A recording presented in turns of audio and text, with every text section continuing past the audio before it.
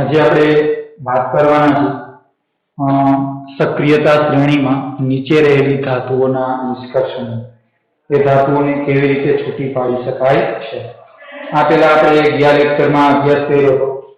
બરોબર છે કે પૃથ્વીના પેટાળમાં ધાતુઓની પ્રાપ્તિ, આ ધાતુઓ છે એની સક્રિયતાને આધારે આપણે એને ડિવાઈડ કરી, ઊંચી સક્રિયતા ધરાવતી, મધ્યમ સક્રિયતા ધરાવતી, નીચી સક્રિયતા ધરાવતી ધાતુઓ. અને આ પછી આપણે એ પણ અભ્યાસ કર્યો હતો કે કાચી ધાતુમાંથી શુદ્ધ ધાતુ કેવી રીતે મેળવી શકાય, કે જે વિવિધ તબક્કાવાર આપણે ચાર્ટમાં સમજાય. હવે એ જ આપણે અહીંયા શીખવાનું છે કે સક્રિયતા શ્રેણીમાં જે નીચે રહેલી ધાતુ છે, બરોબર છે, તળિયે રહેલી જે ધાતુ છે, બરોબર છે, આ ધાતુનું નિષ્કર્ષણ કેવી રીતે થાય. આપણે બધા જાણીએ છીએ કે સક્રિયતા શ્રેણીમાં નીચે રહેલી ધાતુ છે એ ઓછી સક્રિય હોય છે, સૌથી ઓછી સક્રિય હોય અથવા તો ખૂબ જ નિષ્ક્રિય હોય છે. બરોબર છે. આ ધાતુ છે એ પૃથ્વીના પેટાળમાં સલ્ફાઇડ સ્વરૂપે મળી આવે છે. બરોબર છે. આ ધાતુ સલ્ફાઇડ સ્વરૂપે છે તો ધાતુના સલ્ફાઇડ છે, બરોબર, એમાંથી ધાતુ મેળવવા કરતા એ ધાતુ સલ્ફાઇડને ધાતુ ઓક્સાઇડમાં રૂપાંતરિત કરી અને એમાંથી આપણે ધાતુ મેળવવી સરળ રહે છે. એટલે આ ધાતુ સલ્ફાઇડ છે, બરોબર છે, એને હવાની હાજરીમાં આપણે ગરમ કરશું તો હવાની હાજરીમાં આપણે ગરમ કરીએ એટલે ધાતુના ઓક્સાઇડમાં રૂપાંતર પામે. આ ધાતુના ઓક્સાઇડને વધુ ગરમ કરવામાં આવે, બરોબર છે, એટલે ધાતુમાં શું પામે છે? રિડક્શન પામે છે. તો ચાલો આપણે જોઈએ કે સક્રિયતા શ્રેણીમાં નીચે રહેલી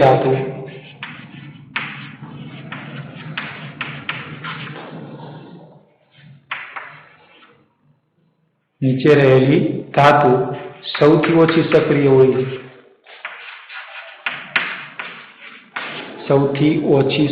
હોય છે.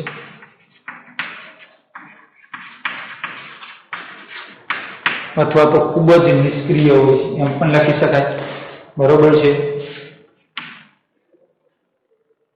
આ ધાતુઓ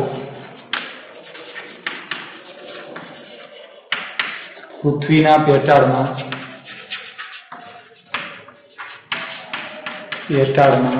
કયા સ્વરૂપે? તો સલ્ફાઇડ સ્વરૂપે મળી આવે છે. સલ્ફાઇડ સ્વરૂપે મળી આવે છે. તો ધાતુને તેના સલ્ફાઇડમાંથી મેળવવા કરતા તેના ઓક્સાઇડમાંથી મેળવવા વધુ સરળ હોય છે. એટલે સૌપ્રથમ આપણે એ ધાતુ સલ્ફાઇડને ધાતુ ઓક્સાઇડમાં રૂપાંતરિત કરશું. તો આપણે એને ઉદાહરણ દ્વારા સમજીએ કે કઈ ધાતુ છે, બરોબર છે, કે જે આપણે સલ્ફાઇડ સ્વરૂપે મળે છે. તો દાખલા તરીકે જોઈએ, બરોબર છે, તો ચીનાબાર શું છે? તો ચીનાબાર છે એ મર્ક્યુરિક સલ્ફાઇડનું કાચી ધાતુ છે. આપણે અહીં લખી શકીએ કે ચીનાબાર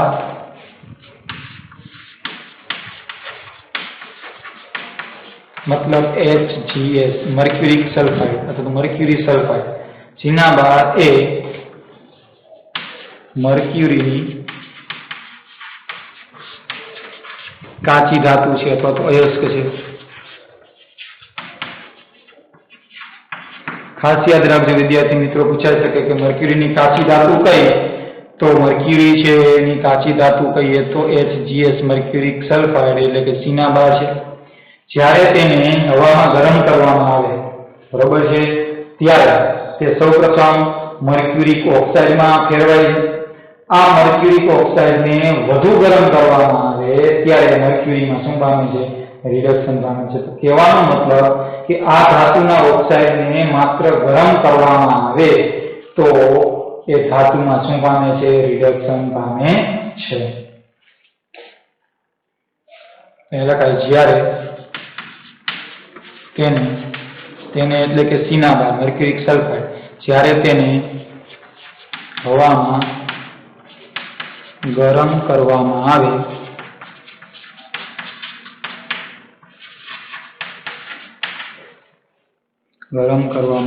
છે ત્યારે ત્યારે તે કેમાં રૂપાંતર પામે છે? મર્ક્યુરિક ઓક્સાઇડમાં ફેરવાય છે. મર્ક્યુરિક ઓક્સાઇડ, મર્ક્યુરિક ઓક્સાઇડ એટલે HgO, મર્ક્યુરિક ઓક્સાઇડમાં ફેરવાય છે. બરોબર છે. મર્ક્યુરિક ઓક્સાઇડ મળે છે. મર્ક્યુરિક ઓક્સાઇડને વધુ ગરમ કરવામાં આવે. બરોબર છે. મર્ક્યુરિક ઓક્સાઇડ એટલે HgO, વધુ ગરમ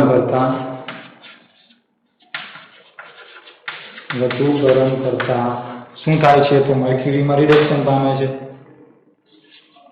મર્ક્યુરીમાં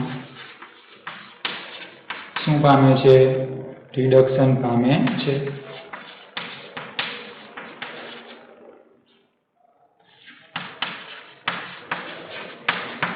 ચાલો આપણે અને રાસાયણિક સમીકરણ એનું જોઈએ. બરોબર છે. તો સૌપ્રથમ આપણે શું કીધું? તો સિનાબાર. સિનાબાર મતલબ કે HgS, મર્ક્યુરિક સલ્ફાઇડ. બરોબર છે. અને હવામાં શું કરવામાં આવે? ગરમ કરવામાં આવે. એટલે આ સોલિડ છે, વાયુ ઓક્સિજન ગેસ સ્વરૂપે હોય, હવામાં ગરમ કરવામાં આવે. ગરમ મતલબ કે ઉષ્મા. બરોબર છે. તો ધન આયન છે એની સાથે ઋણ આયન જોડાય એટલે મર્ક્યુરી ઓક્સાઇડ બનાવે છે. મર્ક્યુરિક ઓક્સાઇડ કે જે સોલિડ સ્વરૂપે મળે છે. વધુ શું? તો S સાથે O2 જોડાશે એટલે સલ્ફર ડાયોક્સાઇડ વાયુ છે એ મુક્ત થાય છે. પણ અહીંયા પ્રક્રિયા છે આપણી સંતુલિત નથી, સંતુલિત કરવી છે. બરોબર છે. તો અહીંયા આપણે 2 મૂકીએ તો મર્ક્યુરી 2, અહીંયા 2. બરોબર છે. અહીંયા 3 મૂકીએ, ઓક્સિજન 6, 2 અહીંયા, 2 મૂકી દઈએ તો 2 2 4, 4 ને 2 6, sulphur 2, sulphur 2, mercury 2, mercury 2. Clear? તો અહીંયા આપણી જે પ્રક્રિયા છે એ સંતુલિત થઈ ગઈ. હવે આ જે મર્ક્યુરિક ઓક્સાઇડ છે એને વધુ ગરમ કરવામાં આવે એટલે શું થશે? HgO, મર્ક્યુરિક ઓક્સાઇડ કે જે સોલિડ સ્વરૂપ છે એને વધુ ગરમ કરીએ. બરોબર? એટલે ઉષ્મા આપવામાં આવે તો એ કેમાં રૂપાંતર પામે છે? જો મર્ક્યુરિક ઓક્સાઇડને વધુ ગરમ કરતા તે મર્ક્યુરીમાં રિડક્શન પામે છે. કેમાં રિડક્શન પામે? તો મર્ક્યુરીમાં. બરોબર છે. Hg, મર્ક્યુરી પારો લિક્વિડ સ્વરૂપે હોય છે અને O2 છે વાયુ મુક્ત થાય છે. આ પ્રક્રિયાને સંતુલિત કરવી છે. સંતુલિત નથી. ઓક્સિજન 2 છે, 2 મૂકી દો, અહીંયા 2 મૂકી દો, મર્ક્યુરી 2 અને ઓક્સિજનના 2 પરમાણુ. તો આ પ્રક્રિયા સંતુલિત થઈ ગઈ. તો અહીંયા જે લખાણ લખ્યું છે એટલે કે સિનાબાર છે અને વધુ હવાની હાજરીમાં ગરમ કરવામાં આવે. બરોબર છે. એટલે મર્ક્યુરી ઓક્સાઇડમાં ફેરવાય છે. આ મર્ક્યુરી ઓક્સાઇડ છે. બરોબર છે. અને વધુ ગરમ કરીએ. બરોબર? એટલે મર્ક્યુરીમાં રિડક્શન પામે છે. રિડક્શન કેવી રીતે થયું? તો સામાન્ય છે કે અહીંયા મર્ક્યુરી ઓક્સાઇડ છે. બરોબર છે. ઓક્સિજન છે એ શું કરે છે? અહીંયા ગુમાવે છે ને? ઓક્સિજન ગુમાવે, ઓક્સિજન મેળવે તો ઓક્સિડેશન અને ઓક્સિજન ગુમાવે તો રિડક્શન. તો અહીંયા મર્ક્યુરી ઓક્સાઇડ છે ઓક્સિજન ગુમાવી અને મર્ક્યુરી બને છે એટલે ઓક્સિજન ગુમાવે છે. ઓક્સિજન ગુમાવવાની જે પ્રક્રિયા છે એને આપણે રિડક્શન તરીકે ઓળખીએ છીએ. એટલે એ મર્ક્યુરીમાં શું પામે છે? રિડક્શન પામે છે. ચાલો આવું નવું એક આપણે બીજું ઉદાહરણ જોઈએ. બરોબર છે. તો દાખલા તરીકે ઉદાહરણની વાત કરીએ તો કોપરના અયસ્ક છે. કોપરના અયસ્ક એટલે કે કાચી ધાતુ. કોપરના અયસ્ક કુદરતમાં કયા સ્વરૂપે મળી આવે છે? તો ક્યુપ્રસ સલ્ફાઇડ સ્વરૂપે, Cu2S સ્વરૂપે મળી આવે છે.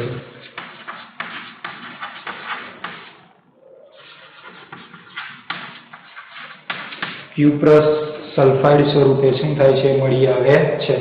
તો ક્યુપ્રસ સલ્ફાઇડ છે અને સૌપ્રથમ આપણે શું કરશું? હવાની હાજરીમાં ગરમ કરતા.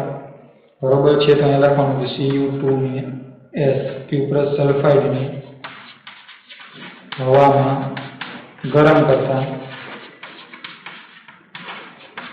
ક્યુપ્રસ ઓક્સાઇડમાં ફેરવાય છે. જ્યારે ક્યુપ્રસ ઓક્સાઇડ Cu2S, ક્યુપ્રસ ઓક્સાઇડને વધુ ગરમ કરતા બરોબર છે વધુ ગરમ કરતા કોપરમાં રૂપાંતર પામે છે Cu બરોબર છે સોલિડમાં રૂપાંતર પામે છે. ત્યાં ઉપર જેવી જ પ્રક્રિયા થાય બરોબર છે. તો સૌપ્રથમ આપણે શું લીધું કોપરના આયન એટલે કોપરની કાચી ધાતુ કયા સ્વરૂપે મળે Q+ સલ્ફાઇડ સ્વરૂપે. તો Cu2S Q+ સલ્ફાઇડ સ્વરૂપે મળે છે. આ Q+ સલ્ફાઇડને હવામાં ગરમ કરીએ તો O2 એની સાથે પ્રક્રિયા કરે ગરમ કરવાનું છે એટલે ઉષ્મા જરૂરી છે લખવું બરોબર છે. તો શું બને છે Q+ oxide Cu2 sulphur dioxide વાયુ મુક્ત થાય છે. આ ગેસીસ આ સોલિડ બરોબર છે. પ્રક્રિયાને આપણે શું કરશું સંતુલિત કરશું બરોબર છે. સંતુલિત કરવા માટે જોઈએ અહીંયા 2 મૂકીએ અહીંયા 3 મૂકીએ અહીંયા 2 અને 2 પ્રક્રિયા સંતુલિત થઈ જાય છે. કોપર છે ના કેટલા થશે 4 પરમાણુ સલ્ફરના 2 પરમાણુ ઓક્સિજનના જોઈએ તો ઓક્સિજનના 2 અને 4 4 ને 2 6 3 2 6. હવે આ કોપર Q+ ઓક્સાઇડ છે Q+ ઓક્સાઇડને વધુ ગરમ કરીએ બરોબર છે. તો Cu2O બરોબર છે વધુ ગરમ કરી તેની સાથે Q+ સલ્ફાઇડ સાથે વધુ ગરમ કરવામાં આવે બરોબર છે. તો અહીં આપણે 6 કોપરના મળે છે અને બીજું શું મળે છે તો સલ્ફર ડાયોક્સાઇડ વાયુ મુક્ત થાય છે SO2 બરોબર છે. આ વાયુ છે એ મુક્ત થાય છે. પ્રક્રિયાને આપણે સંતુલિત કરવી છે બરોબર છે. તો અહીંયા 2 મૂકી દો કોપર 2 2 4 4 ને 2 6 6 અણુ કોપરના થઈ ગયા. સલ્ફરનો 1 પરમાણુ છે અહીંયા 6 પરમાણુ 1 પરમાણુ ઓક્સિજનના 2 ઓક્સિજનના 2. તો અહીંયા આપણે જોઈએ છીએ કે નીચી સક્રિયતા શ્રેણીમાં નીચે રહેલી જે ધાતુ છે બરોબર છે આ ધાતુ ખૂબ ઓછી સક્રિય હોય અને પૃથ્વીના પેટાળમાંથી આપણને સલ્ફાઇડ સ્વરૂપે મળી આવે. આ સલ્ફાઇડ સ્વરૂપે મળી આવતી ધાતુ છે એને પેલા હવામાં ગરમ કરી બરોબર એટલે ધાતુના ઓક્સાઇડમાં ફેરવાઈ જાય છે. આ ધાતુના ઓક્સાઇડને જો વધુ ગરમ કરવામાં આવે તો એ ધાતુમાં શું પામે છે રિડક્શન પામે છે. એમાં 2 ઉદાહરણો દ્વારા આપણે સમજાય. એક તો સિનાબાર મર્ક્યુરી સલ્ફાઇડ છે અને પેલા તો મર્ક્યુરી ઓક્સાઇડમાં ફેરવી છે હવામાં ગરમ કરી. આ મર્ક્યુરી ઓક્સાઇડને વધુ ગરમ કરવામાં આવે એટલે મર્ક્યુરીમાં રિડક્શન પામે. એવી જ રીતે આપણે કોપરના બરોબર AS ની વાત કરીએ તો Q+ સલ્ફાઇડ સ્વરૂપે મળી આવે છે. તો આ Q+ સલ્ફાઇડ છે એને હવામાં ગરમ કરીએ Q+ ઓક્સાઇડ મળે છે. આ Q+ ઓક્સાઇડને વધુ ગરમ કરતા એ કોપરમાં શું પામે છે રૂપાંતર પામે છે. તો અહીંયા આપણે વાત કરી વિદ્યાર્થી મિત્રો કે નીચી સક્રિયતા ધરાવતી ધાતુનું નિષ્કર્ષણ કેવી રીતે કરી શકાય. તો સીધું જ આપણે ધાતુના સલ્ફાઇડમાંથી ધાતુ મેળવવી બરોબર. એના સરખામણીમાં ધાતુ સલ્ફાઇડને ધાતુના ઓક્સાઇડમાં રૂપાંતર કરી અને એમાંથી ધાતુ મેળવવી વધુ સરળ પડે છે. એટલે આપણે ધાતુના સલ્ફાઇડમાંથી પહેલા આપણે ધાતુના ઓક્સાઇડમાં ફેરવીએ છીએ બરોબર છે અને ત્યારબાદ આપણે એ ધાતુનું શું કરીએ છીએ રિડક્શન કરીએ છીએ. મતલબ કે ધાતુના સલ્ફાઇડમાંથી ધાતુના ઓક્સાઇડમાં બરોબર રૂપાંતરિત કરવાની આ જે પ્રક્રિયા છે પદ્ધતિ છે આ પદ્ધતિને ભૂંજન કહેવાય. જો ખાસ યાદ રાખજો ધાતુના સલ્ફાઇડમાંથી બરોબર છે વધુ માત્રામાં હવાની હાજરીમાં સખત ગરમ કરતા બરોબર છે ધાતુના ઓક્સાઇડમાં ફેરવવાની જે પ્રક્રિયા છે પદ્ધતિ છે આ પદ્ધતિને ભૂંજન પદ્ધતિ કહેવાય. ખાસ યાદ રાખજો અહીંયા આ પદ્ધતિ છે ધાતુના સલ્ફાઇડમાંથી ઓક્સાઇડમાં ફેરવવાની આ ભૂંજન છે. સલ્ફાઇડમાંથી ઓક્સાઇડમાં ફેરવવાની પદ્ધતિ આ પણ ભૂંજન છે.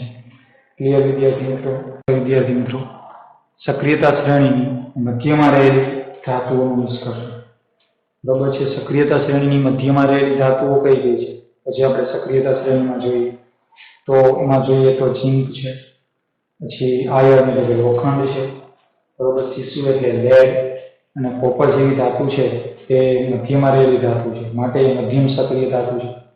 આ ધાતુ છે તે કુદરતમાં બરોબર છે સામાન્ય રીતે સલ્ફાઇડ કે કાર્બોનેટ સ્વરૂપે મળી આવે છે.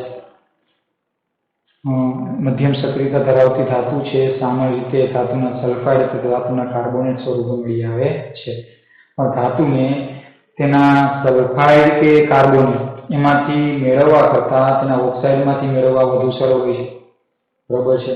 आथी धातुનું રિડક્શન કરતા પહેલા धातुના સલ્ફાઇડ કે ઓક્સાઇડને बराबर है धातु सल्फाइड के कार्बोनेट बराबर है આપણે धातुના ઓક્સાઇડમાં ફેરવવા ખૂબ જ જરૂરી છે।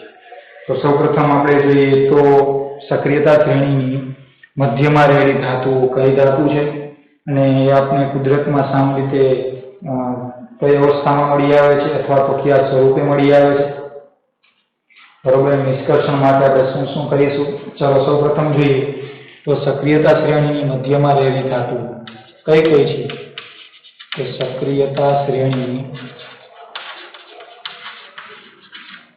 मध्यमा रहेली धातुओं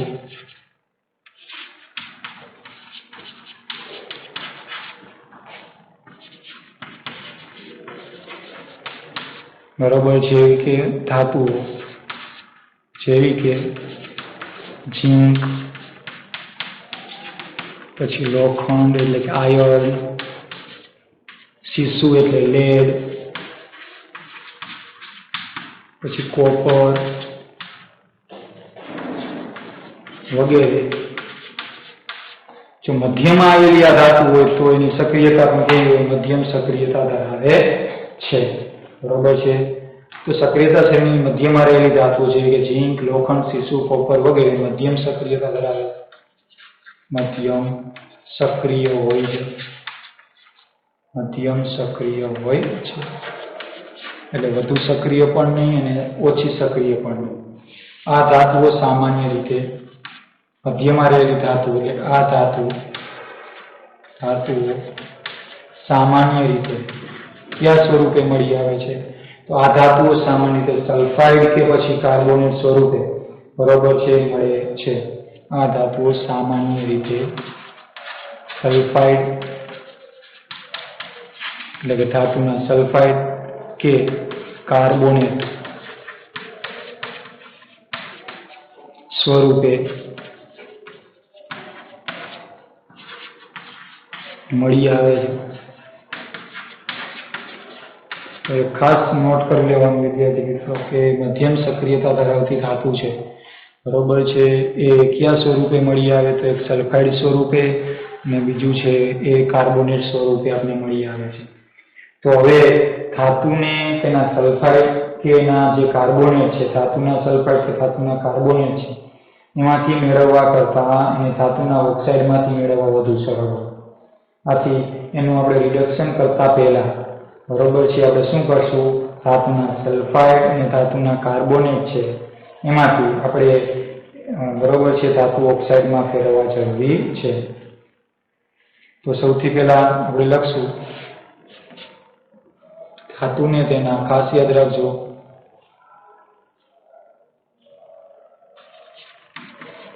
धातु ने तेना सल्फाइड के कार्बोनेट धातु ने तेना सल्फाइड के कार्बोनेट मांथी मेळववा करता बराबर छे तेना ऑक्साइड मांथी मेळववा वधु सरळ होय छे। तेना ऑक्साइड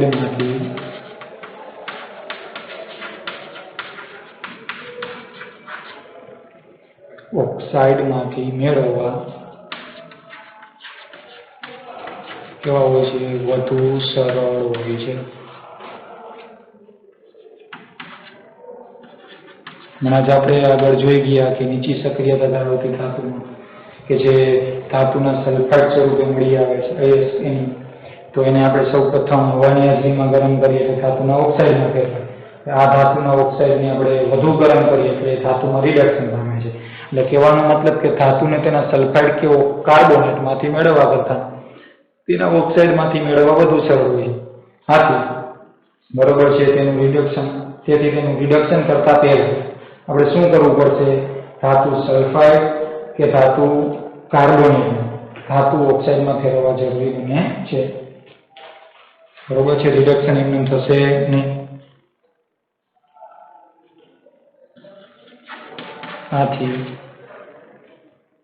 आथी रिडक्शन करता पहला રિડક્શન કરતા પહેલા શું કરશું? ધાતુ સલ્ફાઇડ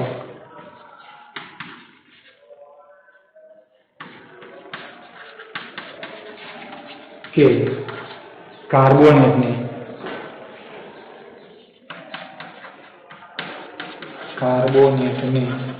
ધાતુ ઓક્સાઇડમાં ફેરવવા જરૂરી છે. ધાતુ ઓક્સાઇડમાં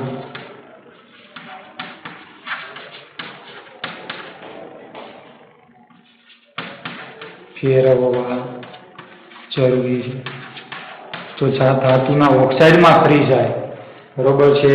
ધાતુના સલ્ફાઇડ કે ધાતુના જે કાર્બોનેટ છે, બરોબર છે, એ સીધા એમાંથી આપણે ધાતુ ના મેળવી શકીએ. એટલે એમાંથી આપણે શું કરશું? ઓક્સાઇડમાં ફેરવીશું. એટલે આ ધાતુ ઓક્સાઇડનું આપણે શું કરશું? રિડક્શન કરશું. રિડક્શન કરીએ એટલે ધાતુ છે આપણને મળે છે. એટલે રિડક્શન કરતા પહેલા ધાતુના સલ્ફાઇડ કે ધાતુના કાર્બોનેટને ધાતુના ઓક્સાઇડમાં ફેરવવા ખૂબ જ કેવા હોય છે? જરૂરી હોય છે. હવે આપણે વાત કરીએ કે ધાતુના સલ્ફાઇડને ધાતુના ઓક્સાઇડમાં ફેરવવા માટેની પદ્ધતિનું નામ શું છે? અને ધાતુના કાર્બોનેટને ધાતુના ઓક્સાઇડમાં ફેરવવા માટેની પદ્ધતિ કઈ? બરોબર છે. તો સલ્ફાઇડ યુક્ત કાચી ધાતુ, જો ખાસ યાદ રાખજો, સલ્ફાઇડ યુક્ત કાચી ધાતુ છે. આ ધાતુને વધુ માત્રામાં હવાની હાજરીમાં જો સખત ગરમ કરવામાં આવે તો તે ધાતુના ઓક્સાઇડમાં ફેરવાય છે. અને આ પદ્ધતિ, બરોબર છે, આપણે ગુંજન તરીકે ઓળખીએ છીએ.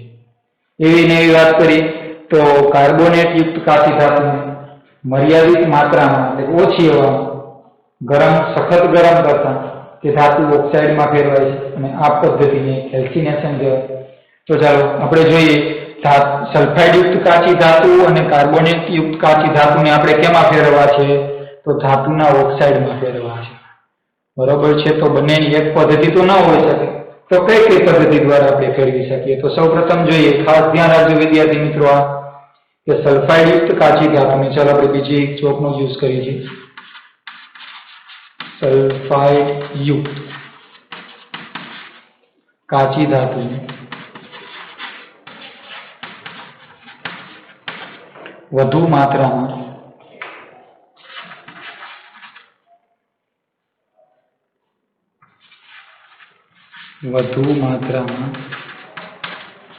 હવાની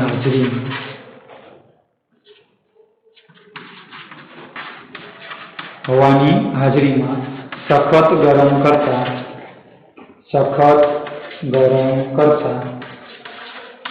જો ખાસ યાદ રાખજો વિદ્યાર્થી મિત્રો કે સલ્ફાઇડ યુક્ત કાચી ધાતુને વધુ માત્રામાં હવાની હાજરીમાં સખત ગરમ કરતા તે ધાતુ ઓક્સાઇડમાં ફેરવાય છે. સખત ગરમ કરતા તે ધાતુના ઓક્સાઇડમાં ફેરવાય છે.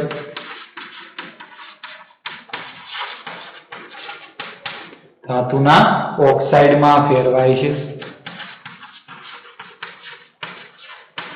બરોબર છે. તો ધાતુના ઓક્સાઇડમાં ફેરવવાની જે પ્રક્રિયા છે, બરોબર છે, તો ધાતુના ઓક્સાઇડમાં ફેરવાય છે. આ પદ્ધતિને આપણે ગુંજન કહીએ છીએ.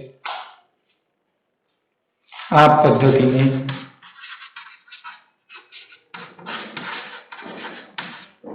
ગુંજન કહે છે.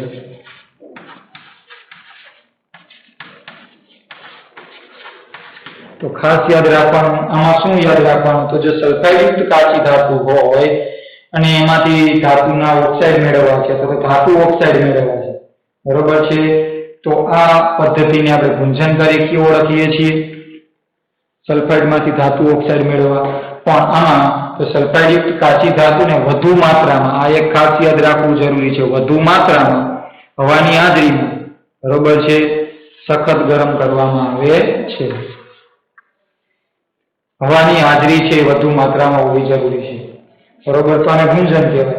આવી જો આપણે વાત કરી તો કેલ્સિનેશન કેને કહેશું? તો કાર્બોનેટ યુક્ત કાચી ધાતુ છે, કાર્બોનેટ યુક્ત કાચી ધાતુ એટલે કે અયસ્ક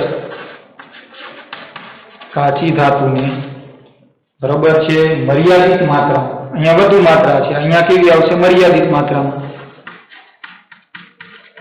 મર્યાદિત માત્રામાં હવાની હાજરીમાં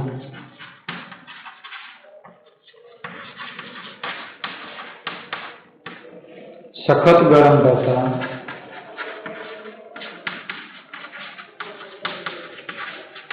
બરોબર સખત ગરમ કરતા એ ધાતુ ઓક્સાઇડમાં ફેરવાય છે.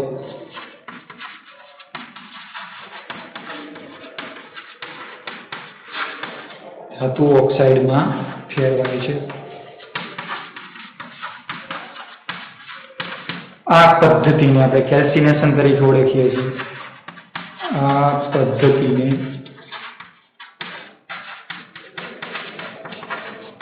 કેલ્સિનેશન કહે છે.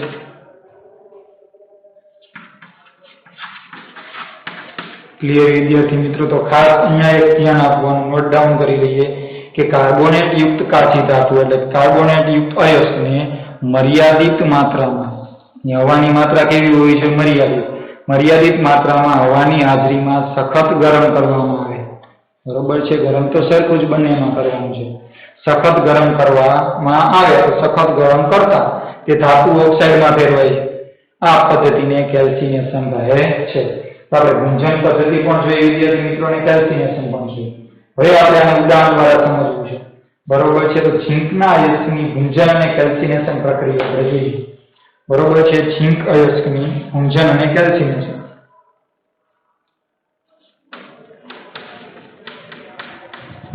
ઝીંકના અયસ્કની એટલે ઝીંકની કાચી ધાતુ. બરોબર છે? ઝીંકના અયસ્કની ગુંજન અને કેલ્સિનેશન પ્રક્રિયા જોઈએ. કેલ્સિનેશન પ્રક્રિયા. તો સૌપ્રથમ આપણે ઝીંકના અયસ્કની કેવી ગુંજન પ્રક્રિયા જોઈએ. તો ગુંજન પ્રક્રિયા કેમાં થાય? તો ઝીંકના સલ્ફાઇડ હોય, આ સલ્ફાઇડમાંથી આપણે એને કેમાં ફેરવવાના? ઝીંકના ઓક્સાઇડમાં. તો આને ગુંજન કહેવાય. અને ઝીંકના કાર્બોનેટ હોય તો કાર્બોનેટને એના ઓક્સાઇડમાં ફેરવવાના, તો આને કેલ્સિનેશન કહેવાય. તો સૌપ્રથમ આપણે ઝીંકના ગુંજન પ્રક્રિયાની વાત કરવી છે. તો ઝીંકના ગુંજન માટે ઝીંક સલ્ફાઇડ, બરોબર છે, સોલિડ સ્વરૂપે એને વધુ હવાની હાજરીમાં, વધુ માત્રામાં હવાની હાજરીમાં, બરોબર છે, શું કરતા? ગરમ કરતા, સખત ગરમ કરવાનું છે એટલે ઉષ્મા આપી. બરોબર છે? તો શું મળે છે? ધન આયન સાથે ઋણ આયન, ઝીંક ઓક્સાઇડ બને છે. ધાતુના ઓક્સાઇડ અને સલ્ફર ડાયોક્સાઇડ વાયુ મુક્ત થાય છે. બરોબર છે? તો અહીંયા પ્રક્રિયાને આપણે સંતુલિત કરવી છે. સંતુલિત કરવા માટે શું કરશું? અહીંયા 2 મૂકી દો, અહીંયા 2 મૂકીએ, અહીંયા 3 મૂકીએ. જુઓ જોઈએ પ્રક્રિયા સંતુલિત થાય છે. ઝીંકના 2 પરમાણુ, ઝીંકના 2 પરમાણુ, સલ્ફરના કેટલા છે? તો 2 છે. અહીંયા 2 મૂકી દઈએ, સલ્ફરના 2 થઈ ગયા. ઓક્સિજનના 3 દુ 6, ઓક્સિજનના 2, 2 દુ 4, 4 ને 2 6. તો આપણી આ જે સમીકરણ છે રાસાયણિક સમીકરણ સંતુલિત છે. તો આ જે પ્રક્રિયા છે આને ગુંજન કહેવાય. બરોબર છે? હવે આપણે જોઈએ કેલ્સિનેશન.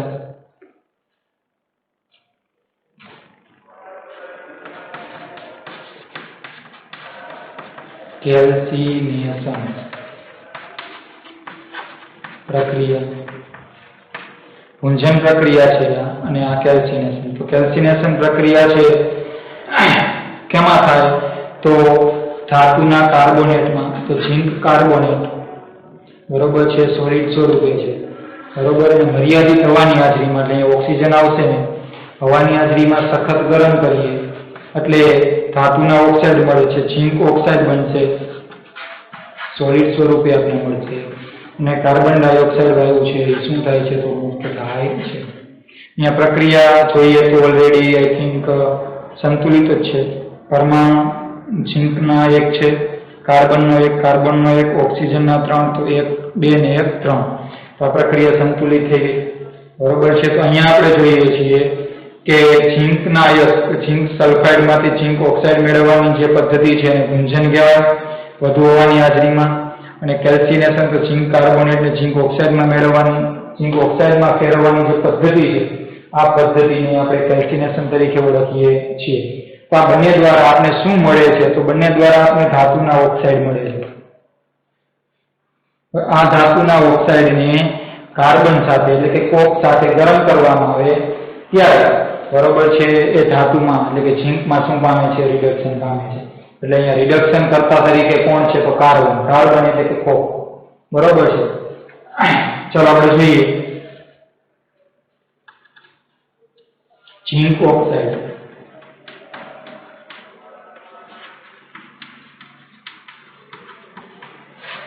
અહીંયા આપણે જે ઝીંક ઓક્સાઇડ મળે છે અહીંયા ના લખો તો ધાતુના ઓક્સાઇડ એમ પણ કહી શકાય. ઝીંક ઓક્સાઇડ કાર્બન સાથે એટલે કે કોક સાથે ગરમ કરવામાં આવે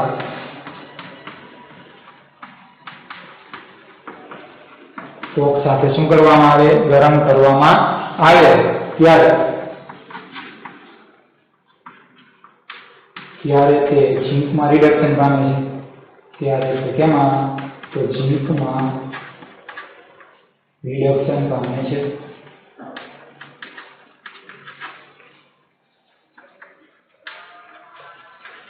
જો ખાસ વિદ્યાર્થી મિત્રો કે ઝીંક ઓક્સાઇડને કાર્બન સાથે ગરમ કરવામાં આવે ત્યારે તે ઝીંકમાં શું પામે છે? તો રિડક્શન પામે છે. તો ઝીંક ઓક્સાઇડ એટલે Zn એને કેની સાથે? તો કાર્બન સાથે ગરમ કરવામાં આવે એટલે ઝીંકમાં શું પામે છે? તો રિડક્શન પામે છે. તો ઝીંકમાં રિડક્શન કાર્બન મોનોક્સાઇડ. બરોબર છે. આપણે જોઈએ CO આપણે આ લખી શકીએ. તો સૌપ્રથમ ઝીંક ઓક્સાઇડ છે આપણે અહીંયા મળે છે કાર્બન સાથે આપણે એને ગરમ કરીએ તો કાર્બન સાથે આપણે એને ગરમ કરશું તો શું થશે? તો ઝીંક ઓક્સાઇડ છે એમાંથી અહીંયા શું બને છે? ઝીંક બને છે. મતલબ કે ઓક્સિજન તે ગુમાવે છે. જો ઓક્સિજન ગુમાવે તો ઓક્સિજન ગુમાવવાની પ્રક્રિયાને આપણે શું કહીએ છીએ? કોઈ તત્વ કે સંયોજન કોઈ પણ ઓક્સિજન ગુમાવે. બરોબર છે. તત્વ ઓક્સિજન ગુમાવે તો આપણે એને રિડક્શન કહીએ છીએ. જો ઓક્સિજન મેળવે તો આપણે એને શું કહીએ છીએ? ઓક્સિડેશન. ક્લિયર? તો ખાસ યાદ રાખવાનું વિદ્યાર્થી મિત્રો કે અહીંયાથી ઓક્સિજન ગુમાવે છે એટલે ઝીંકમાં શું થયું? રિડક્શન થયું અને કાર્બન સાથે ઓક્સિજન જોડાય છે. કાર્બન મોનોક્સાઇડ વાયુ છે અહીંયા છૂટો પડે છે. અહીંયા સોલિડ સ્વરૂપે મળે છે. આ કાર્બન છે અને આ સોલિડ સ્વરૂપે છે. બરોબર છે. તો અહીંયા આપણે જોઈએ છીએ કે ધાતુના જે ઓક્સાઇડ છે બરોબર છે આ ધાતુના ઓક્સાઇડ જ્યારે કાર્બન સાથે એને ગરમ કરવામાં આવે એટલે ઝીંકમાં રિડક્શન પામે છે અને કાર્બન મોનોક્સાઇડ વાયુ છે એ મુક્ત થાય છે. ક્લિયર વિદ્યાર્થી મિત્રો? તો અહીંયા આપણે શું વાત કરી કે સક્રિયતા શ્રેણીની મધ્યમાં રહેલી જે ધાતુ છે એ સલ્ફાઇડ કે કાર્બોનેટ સ્વરૂપે હોય. આ સલ્ફાઇડ કે કાર્બોનેટ સ્વરૂપે રહેલી ધાતુને ધાતુના ઓક્સાઇડમાં ફેરવવાની છે અને આ ધાતુ ઓક્સાઇડ છે અને જ્યારે આપણે રિડક્શન કરતા હોય એટલે કે કાર્બન સાથે જ્યારે ગરમ કરવામાં આવે ત્યારે તેનું રિડક્શન કેમાં થાય છે? ધાતુ એટલે કે ઝીંકમાં થાય છે. ચાલો આપણે થોડું પછી આગળ જોઈએ. રિડક્શન કરતા જેમ અહીંયા કાર્બન છે એવી રીતે કેટલીક વાર રિડક્શન કરતા તરીકે વધુ સક્રિય ધાતુને લેવામાં આવે છે. વધુ સક્રિય ધાતુ છે બરોબર છે એ નીચી સક્રિયતા ધરાવતી ધાતુનું તેના સંયોજનમાંથી શું કરે છે? રિડક્શન કરે છે. બરોબર છે. એટલે ખાસ યાદ રાખજો વિદ્યાર્થી મિત્રો. આપણે એનું એક બીજું ઉદાહરણ જોઈએ. રિડક્શન કરતા તરીકે આપણે કાર્બન એટલે કોકનો ઉપયોગ કર્યો છે પણ ઘણીવાર રિડક્શન કરતા તરીકે બરોબર છે એનો ઉપયોગ કરવામાં આવે છે વધુ સક્રિય ધાતુનો.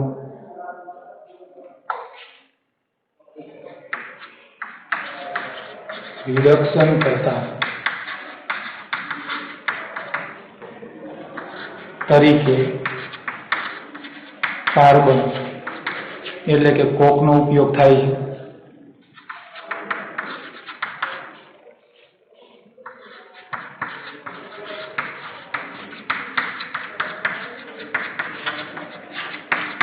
પરંતુ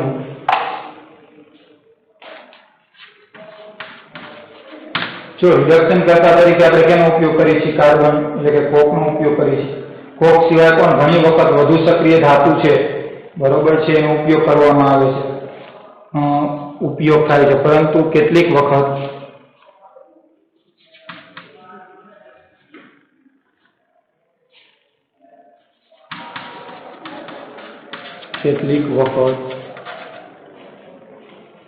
વધુ સક્રિય ધાતુ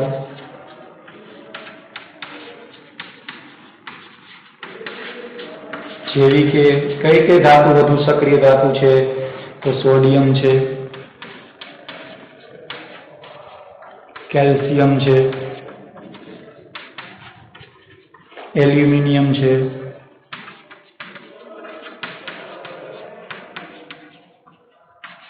બરોબર છે, વગેરે જેવી ધાતુ છે એનો ઉપયોગ થાય છે.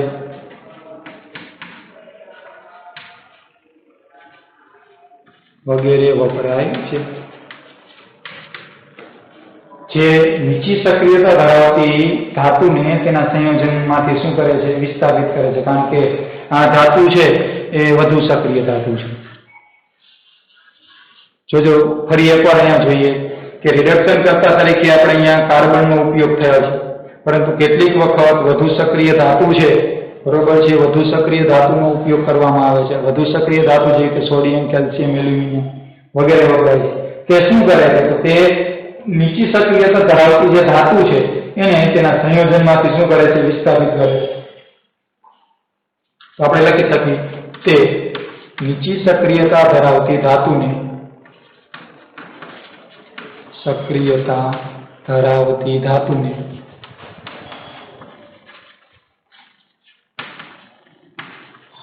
તેના સંયોજનમાંથી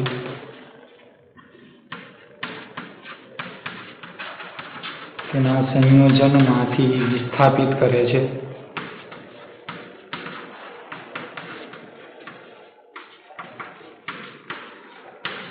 ક્લિયર? એટલે વધુ સક્રિય ધાતુ છે તે નીચી સક્રિયતા ધરાવતી ધાતુને એના સંયોજનમાંથી શું કરે છે? તો વિસ્થાપિત કરે છે. ચાલો આપણે ઉદાહરણ દ્વારા સમજવા પ્રયત્ન કરીએ.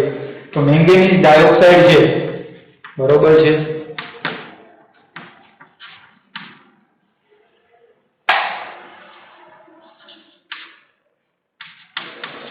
મેંગેનીઝ ડાયોક્સાઇડ એટલે MnO2. મેંગેનીઝ ડાયોક્સાઇડને એલ્યુમિનિયમના ભૂકા સાથે ગરમ કરતા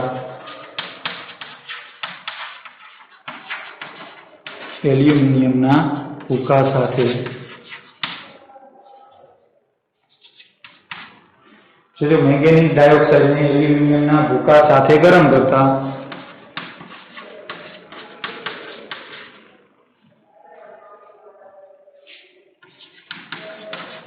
નીચે મુજબ પ્રક્રિયા થશે. નીચે મુજબ પ્રક્રિયા થાય છે. કેવી પ્રક્રિયા થશે? તો ચાલો આપણે જોઈએ. મેંગેનીઝ ડાયોક્સાઇડ એટલે MnO2 મેંગેનીઝ ડાયોક્સાઇડ છે, એની કેની સાથે પ્રક્રિયા થાય છે? તો એલ્યુમિનિયમના ભૂકા સાથે. એટલે એ પણ સોલિડ છે, આ પણ સોલિડ છે. એટલે વધુ સક્રિય ધાતુ મેંગેનીઝ અને એલ્યુમિનિયમ, આ બંનેમાંથી વધુ સક્રિય ધાતુ કોણ? તો એલ્યુમિનિયમ છે. એ મેંગેનીઝનું શું કરે છે? એટલે નીચી સક્રિયતા ધરાવતી ધાતુનું વિસ્થાપન કરે છે. એટલે મેંગેનીઝને વિસ્થાપન કરે છે એટલે Mn સોલિડ સ્વરૂપે મળે છે. એલ્યુમિનિયમ અહીંયા જોડાઈ જાય છે તો એલ્યુમિનિયમનું સંયોજન બને છે એલ્યુમિનિયમ ઓક્સાઇડ Al2O3 પ્લસ ઉષ્મા છે એ મુક્ત થાય છે, બરોબર છે. એટલે આવી પ્રક્રિયા થાય છે. આપણે આ પ્રક્રિયાને સંતુલિત કરવી છે, તો ચાલો સંતુલિત કરીએ. અહીંયા જોઈએ તો 3 મેંગેનીઝ છે 3 આવશે. અહીંયા જોઈએ તો 3, એલ્યુમિનિયમના 4, અહીંયા 2. જો મેંગેનીઝના 3 પરમાણુ અહીંયા 3 થશે, ઓક્સિજનના 3 દુ 6, બરોબર છે. તો 3 દુ 6 ઓક્સિજનના પરમાણુ, એલ્યુમિનિયમના 4 છે, એલ્યુમિનિયમના 2 દુ 4 પરમાણુ.